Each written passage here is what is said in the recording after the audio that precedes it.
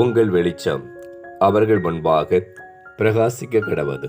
அன்பானவர்களே, நம்முடைய ஆண்டவராக இயேசு கிறிஸ்து இந்த பூமியிலே மனிதராய் வாழ்ந்த நாட்களிலே மனுஷர் அவருடைய நற்கரைகளை கண்டு தம்முடைய பிதாவாகிய தேவனை மகிமைப்படுத்தினார்கள்.